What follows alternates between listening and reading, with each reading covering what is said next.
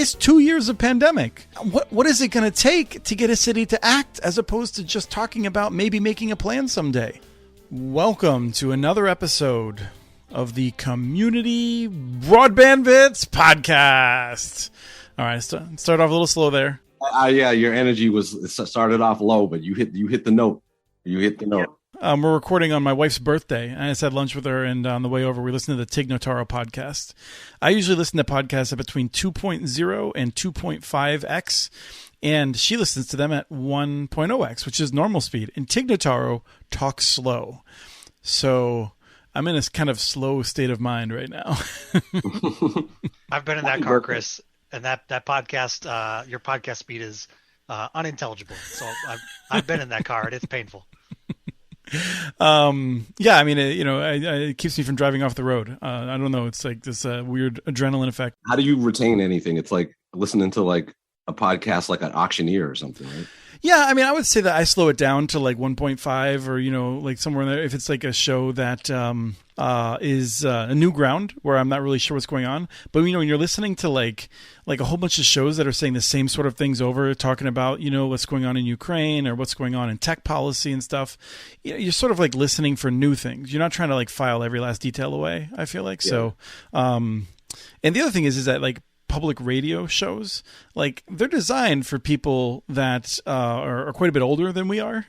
Maybe Shauna may not feel that way, but my understanding is that as you get older, like you really do start to like slow down a little bit in your preferences. So I feel like there's a lot of space you could take out of those kinds of shows. For people who don't recognize the voices, though, these are the other two of our three senior leadership folks in the Community Broadband Networks team at the Institute for Local Self-Reliance.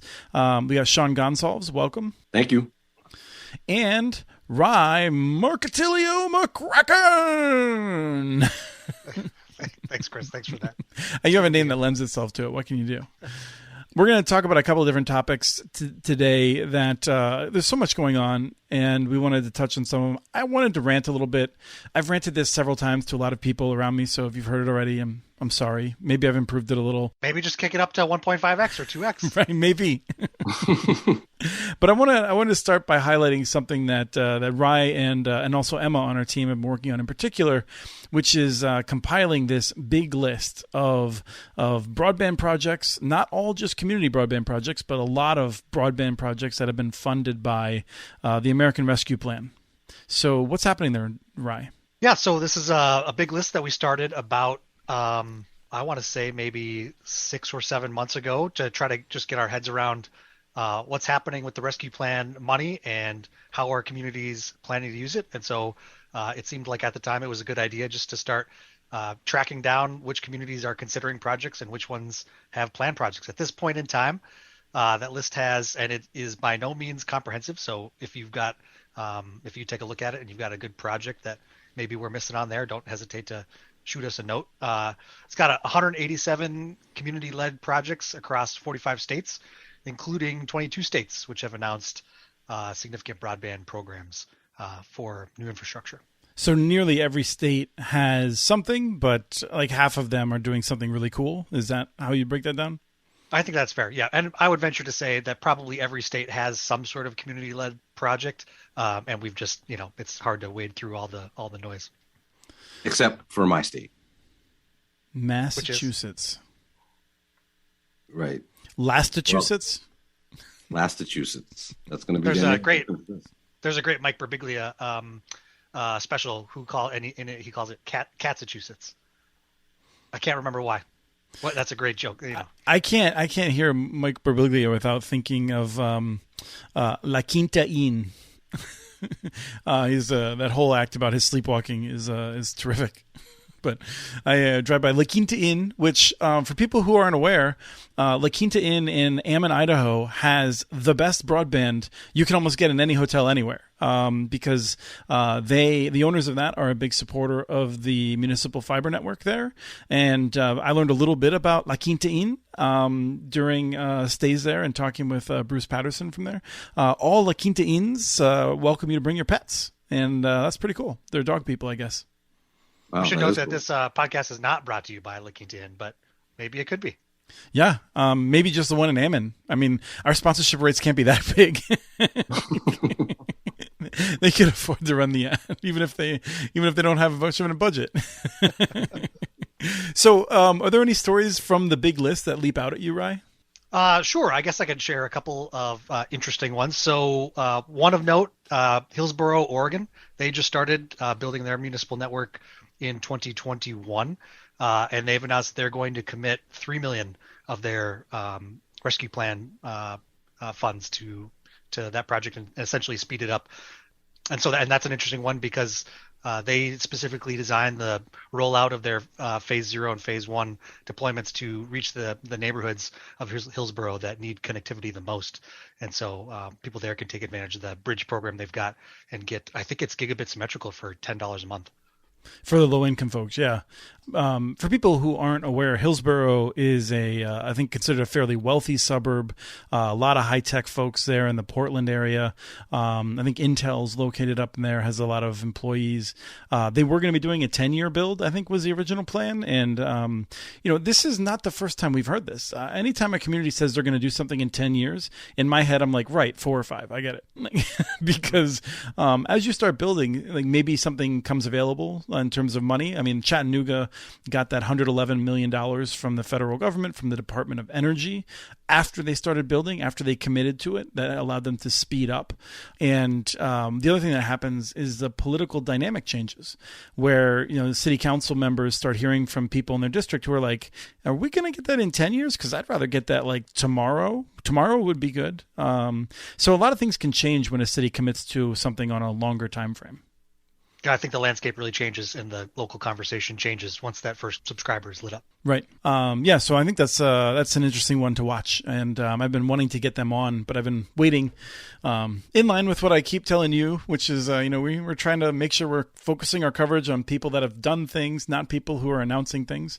So I think it's about time we pulled in the Hillsboro folks to hear right from them how things are going.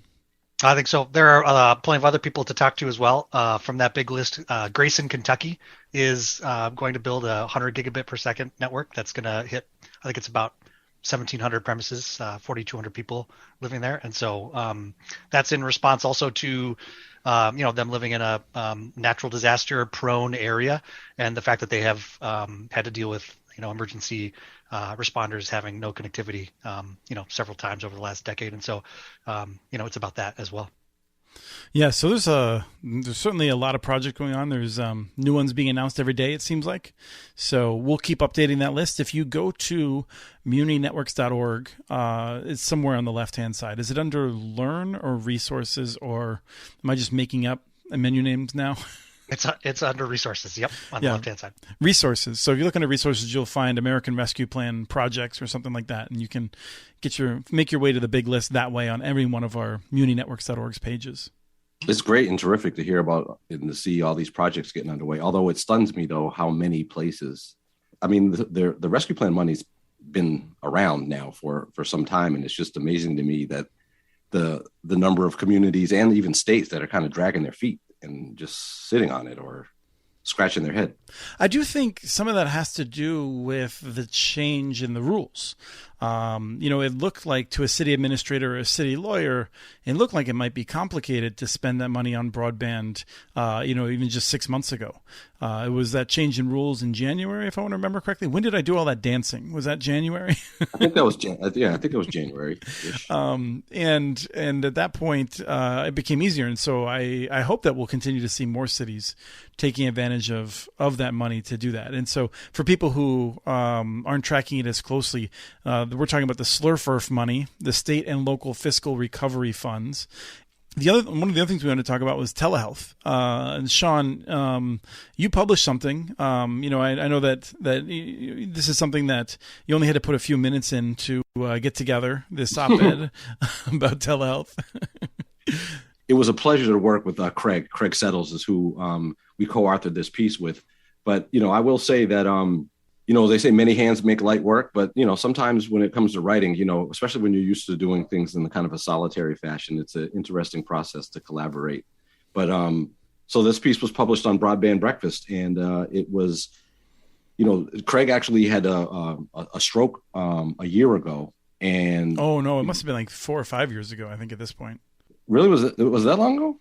I Oh my believe goodness, so. Yeah. Craig, if you're listening to this, forgive me for getting the anniversary messed up. Through that experience, it was a real eye-opening experience for him in terms of the power of uh, telehealth connectivity and healthcare, particularly as it related to him. It turns out that the hospital that he was brought to, their stroke center was the surgeon that set up that stroke center had essentially mirrored all of the technology that at the stroke center in her home, and was able to virtually be there when he came into the emergency room, which turned out to be life-saving in many ways. And so that was part of what that was sort of an aha moment for him, and has been thinking about this for some time. And of course, this is something that we talk about and think about all the time. And that piece was really looking at and making the case, or essentially, hopefully raising the question in people's minds of the potential for improving health outcomes and the tremendous savings that can be had with a robust telehealth connectivity, and how that could also be the thing that could really drive broadband adoption when folks wrap their mind around what that means. I mean, of course, most healthcare systems these days have great connectivity, but if the patients that are on the other end don't have, Or the doctors have reliable high-speed internet connectivity, then it doesn't amount to much. So if that doctor was on vacation, someplace where they didn't have good connectivity, we would be down Craig potentially. And, it's one thing to talk about cost savings, and I think those are important, and those also will touch lives. But we're all fortunate that Craig's still able to keep doing the work that he's been doing it for so long. Yes. And so in the process of doing this, I keep coming back to this question of why aren't healthcare providers, shouting from the rooftops or really advocating for universal broadband for everyone, to really advance some of the promise that telehealth holds. Not that telehealth is some magic elixir that fixes everything, but there's certainly, as Rye knows well, there's certainly a lot of studies that have shown how significantly it can impact health outcomes. I think some of our colleagues at the Institute for Local Self-Reliance would suggest that part of the reason that we don't see that howling is because there's so many monopolies in that space. And even if they're supposedly nonprofit monopolies, they're run by the bean counters, right? These are, and oddly enough, they're like, I say that, and your answer might be, well, if they're run by bean counters, how come they're not making these smart investments? And that's because bean counters are I think more moved by history and than they are by new evidence, and they're conservative, not in a political sense, but in a sense of just never wanting to change anything. Right. And I think they're not really that well attached to the communities anymore. So I think there's a real systems problem there, is what I would guess. Yeah, and also, as with all things, there's so many complexities and nuances. But the other thing too, I'm sure that's a part of the equation is, every state has different laws as it relates to telehealth, and then there's questions around the kind of reimbursements you can get through healthcare providers. But it goes further than that too. Rye, you spent so much time working on this for a report that'll be coming out in our lifetime. Wish people could see that smile of Rye as he's waiting for me to finish reviewing a key part of it. He's been waiting. The academics, I feel like, also haven't really captured. Is it just because it takes so long to study this stuff and we're kind of impatient about it? But I was pretty disappointed with what we found in terms of official materials, in terms of just evaluating different telehealth options using modern technology. Yeah, it's a good question. I think, and to speak to what you two were talking about earlier, to some extent, my guess is it's a problem of communication across the different components to healthcare, not only the clinics and the hospital systems, but the insurers, and then the people who are doing the internal research and the industry analysts, and then the academics who are doing their own thing. And so putting all that stuff together in a compelling way and then shepherding it through the system into a successful telehealth project, and then collecting the data that you need and the quality of life improvements, the personal narratives to justify the continued existence of that program is not necessarily a fast process, and so it takes some time. And I just had this flashback. I know Sean's a huge fan of basketball, so he'll get this right away. But I'm reminded of Wesley Snipes in White Men Can't Jump. It's hard work. It's hard GD work. That's a great movie. That is a great movie. Right. The one thing I would add on to everything you just said is it's even harder than that, because when we talk to hospitals about this, they're like, we don't know which of our customers has broadband. And then so that's a part of the problem is that and why Sean, we can sort of end this segment by noting exactly what Sean was saying, which is like, we need to think of broadband as being a subsidiary of healthcare to get it out to everyone, because it will save more money in the healthcare system than it costs to deploy broadband, subsidize it, and get the digital skills taught and all that. We can do all of that and still save more money in the healthcare system than if we just continue in the status quo. And so we kind of got to break this chicken and egg thing by just going big on telehealth. Is something that I feel like we're all leaning in the direction of. For sure. Mm-hmm. Mm-hmm. Before I think we want to lead into my rant in another few minutes here. Rye, one of the people on your team, Christine, that does a lot of our research work, she just did a magnificent job taking down an absurd study. Why don't you tell us about that? Sure. So Broadband Now, which people are probably familiar with, published a report at the beginning of February, which seemed to claim that broadband prices across all the major speed tiers had dropped by something like 30% from 2016 to 2021. In other words, if you read the report and you read a lot of the media coverage afterwards, you would walk away and think, oh, my broadband bill has gone down by 30% over the last 5 years. And I think that accurately captures most of our experience. I would have surprised it's only 30%. I feel like I feel like I don't even pay anymore. I think Comcast deposits money into my account every month at this point. Yeah. So obviously we looked at the report and we were excited to dig into it and see what was underpinning it all. And unfortunately, what ended up happening is the report was very short and very thin, and if not poorly written, at least methodologically not clear enough in what it was actually capturing, which was not necessarily the absolute price of broadband that people were paying for their households over time, but the fact that speed buckets have changed prices over the last 5 years as everybody has upgraded their network infrastructure, and speed bucket prices have gone down a little bit, right? Which is not necessarily anything all that revolutionary. Yeah, I feel like this is my Friday afternoon joke show, and it just reminds me, there must be a horse in here somewhere. There must be a pony in here somewhere, right? All of this horse apples. The study, I come back to this line that I feel like is I'm the only one that seems to appreciate it, but I'll use it one more time just to get it out and permanently archived on the internets, which is that the study is basically saying that in 2012 you would have paid all that money for that car, but if you try to buy that car now in 2020, it's a lot cheaper. So cars are cheaper now, right? Because that 2020, the 2012 Toyota that you would have got, is so much less now than it was. It's ridiculous. No one thinks of broadband in these terms. This is what we'd expect to happen, and I'm sorry to see that the state of our media is such that reporters found this credible and amplified it. It's ridiculous. Right. Well, and that's part of the danger and what ends up happening, and it's you see a headline like that, or you see a story like that, and as an individual person, it doesn't align with people's experience.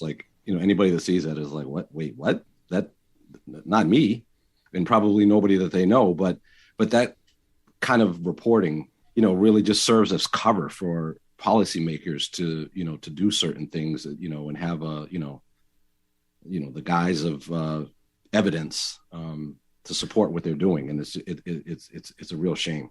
Right now, as we're talking, they're wrapping up, I think, that the hearing on the broadband label, which would help give shoppers in the marketplace a better sense of what they're likely to get, and make prices more clear amid all this misleading promotional prices and things like that. And a person representing U.S. Telecom, she went up there and cited that study and was like, "What's the problem?" Right?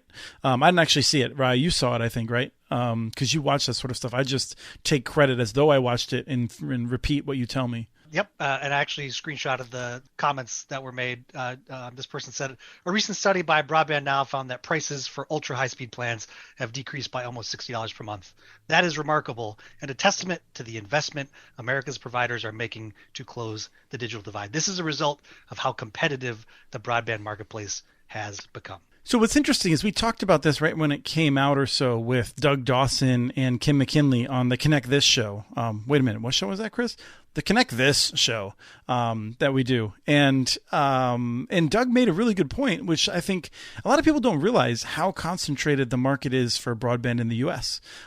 Because almost all Americans on getting broadband internet access get it from like fewer than 10 companies, right? Like most people get it from Comcast or Charter, and then there's other cable companies, and then there's like AT&T and Verizon and Lumen, and so in order for prices to have declined that significantly, it would mean that Charter and Comcast would have had to have been slashing their rates over those years, because mathematically it is not possible to arrive at an average if like 75% of the US is on 3 providers and those providers are raising their prices.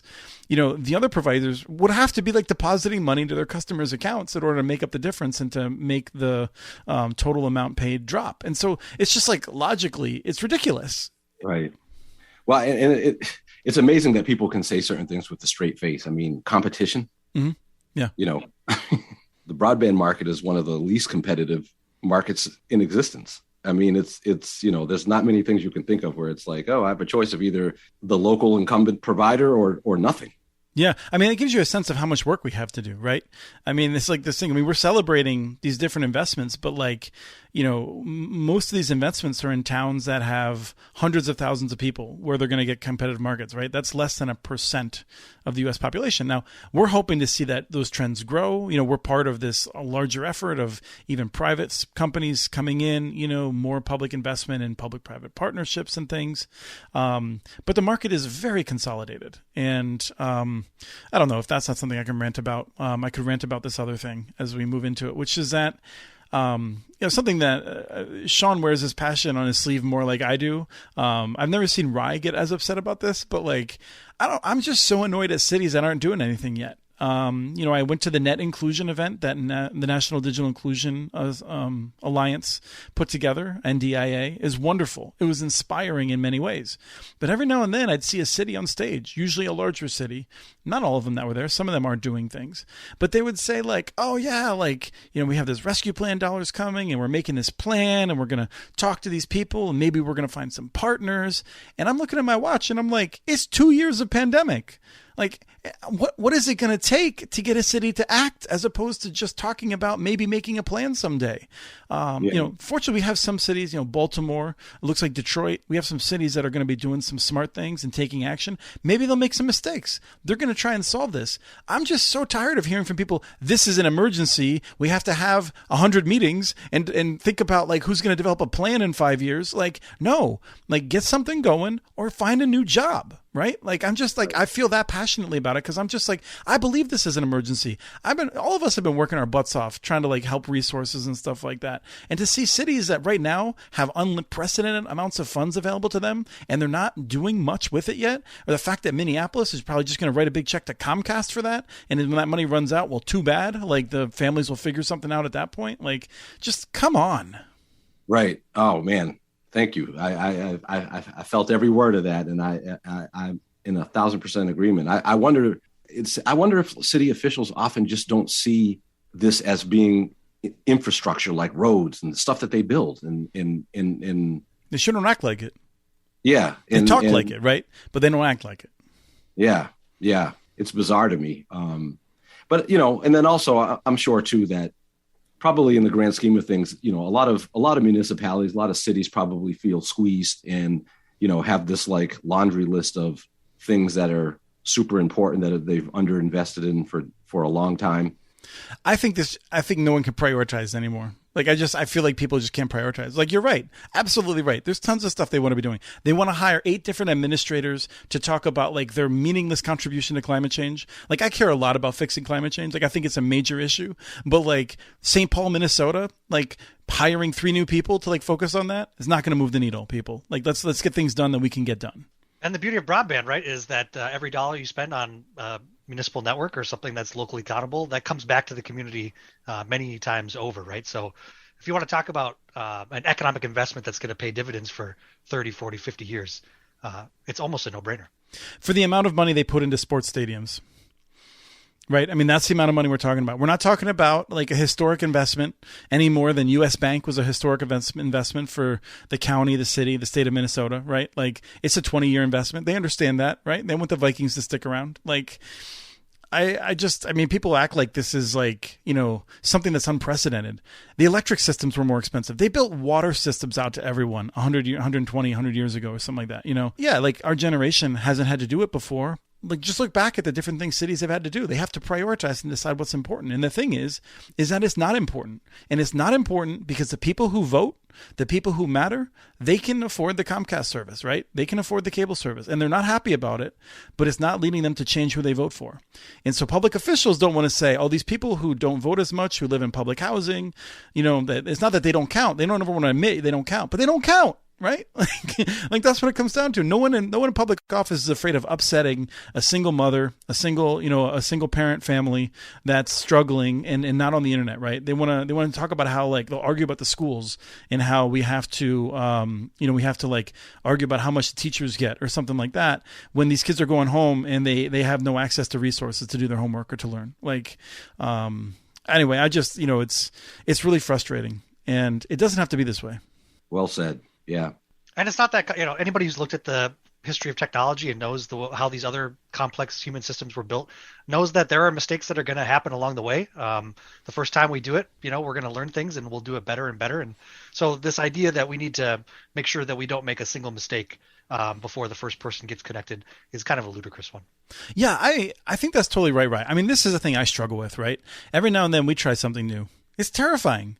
Like, you know, like, you know, if I'm doing something someone else has done, I got like a playbook, right? Like if we're trying something new, God, it sucks. It's so much more work. And you know, you wake up in the middle of the night, you're like, am I thinking of this right? You know, you're calling up other people trying to figure out, like it's hard work, but like, that's why we're electing these people. Like, it's not like, you know, it's not like it's supposed to be an easy job. I just feel like they need to do a better job, but also people need to have higher expectations. Like it drives me nuts to like most of our major cities now are Democratic cities and no one's ever going to vote for a Republican and in like any kind of majority. And so the Democrats feel very confident about it, but we need to hold these people to higher standards.